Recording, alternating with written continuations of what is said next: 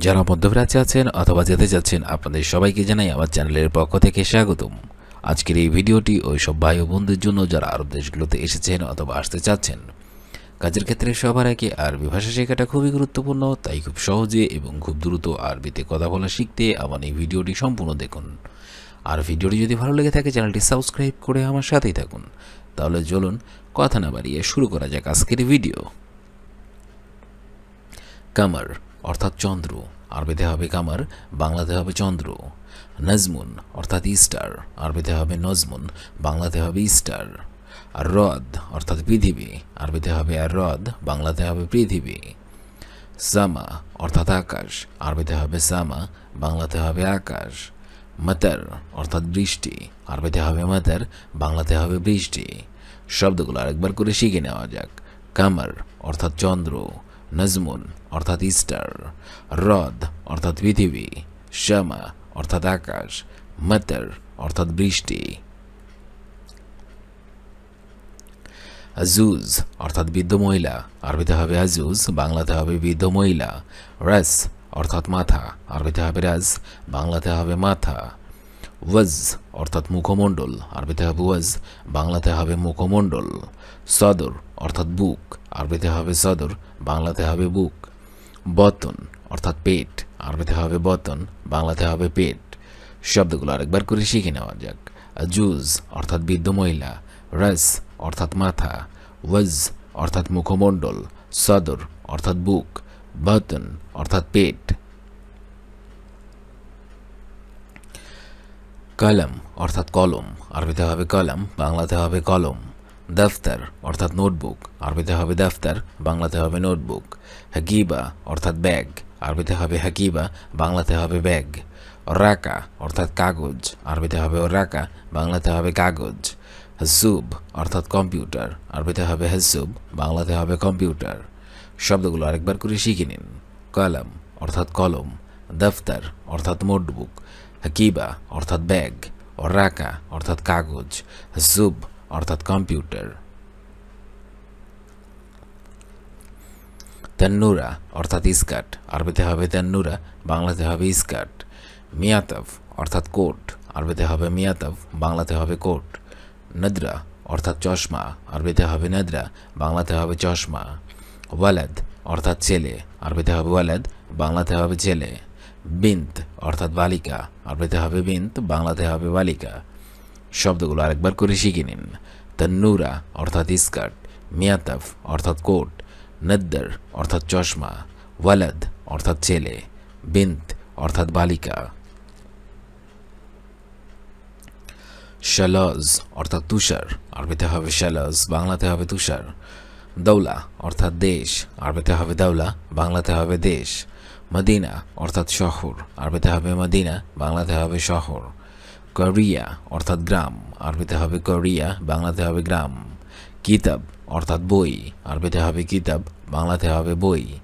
শব্দগুলো আরেকবার করে শিখে নিন। শালজ অর্থাৎ তুষার, দৌলা অর্থাৎ দেশ, মদিনা অর্থাৎ শহর, কোরিয়া অর্থাৎ গ্রাম, কিতাব অর্থাৎ বই।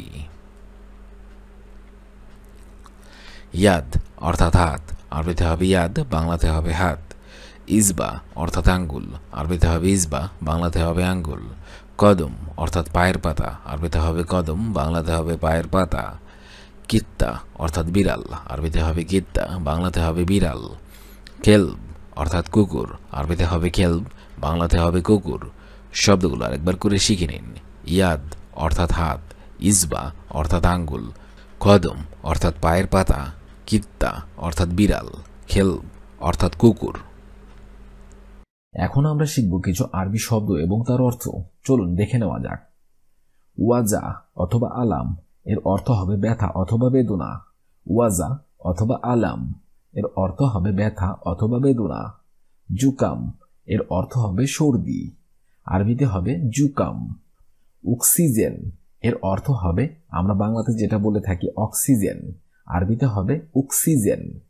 সুদা আমরা যেটাকে বলি মাথা ধরা, আরবিতে হবে সুদা, সুদা।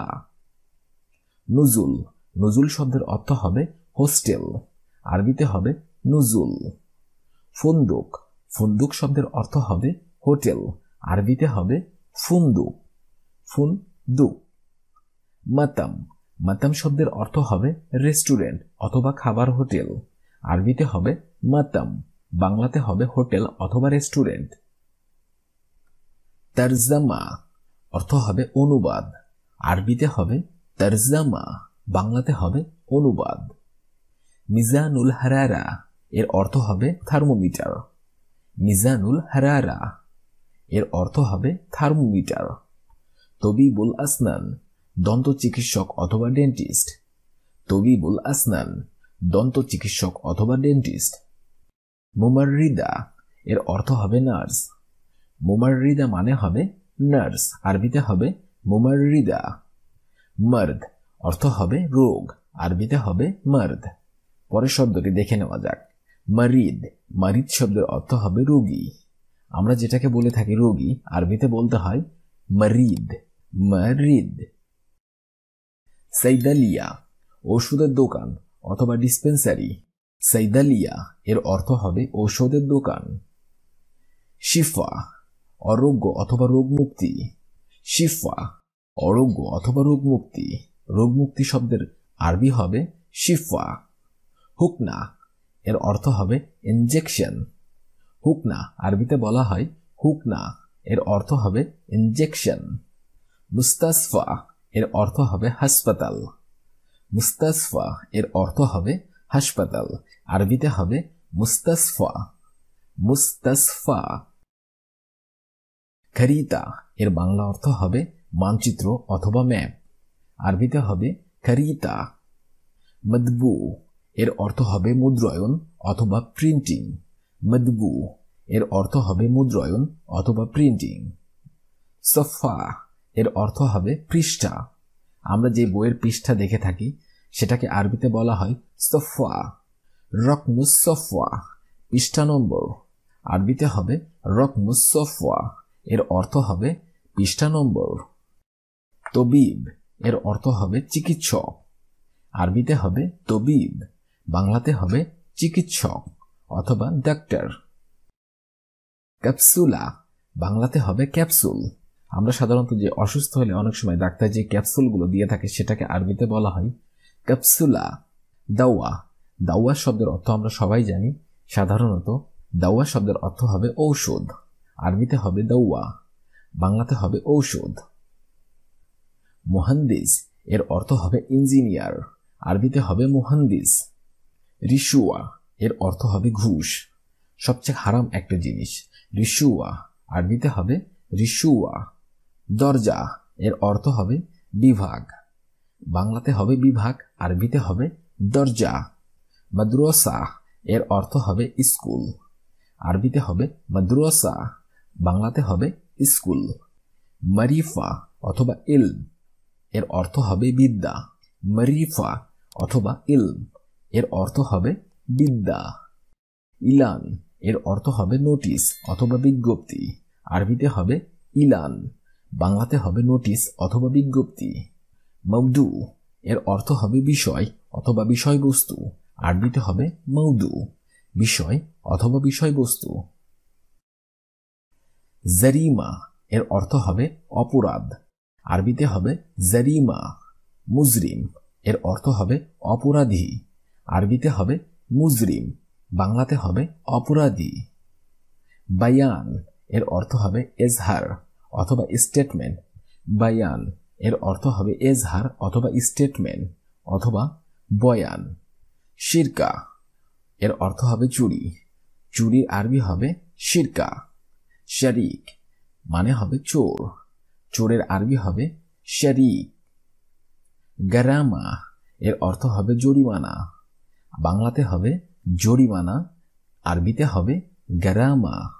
কাপ্তল এর অর্থ হবে খুন অথবা হত্যা, কাপ্তল এর অর্থ হবে খুন অথবা হত্যা। মুহামি এর অর্থ হবে অ্যাডভোকেট অথবা উকিল, আরবিতে হবে মুহামি, বাংলাতে হবে অ্যাডভোকেট অথবা উকিল। আজকের এই ভিডিওটি আমি এখানেই শেষ করছি। আগামীতে আপনাদের সামনে আবার হাজির হবো আরেকটি আরবি ভাষা শেখার একদমই নতুন ভিডিও নিয়ে। সে পর্যন্ত আপনারা সবাই ভালো থাকবেন এবং সুস্থ থাকবেন। আর ভিডিওটি যদি ভালো লেগে থাকে অবশ্যই লাইক, কমেন্ট এবং শেয়ার করবেন।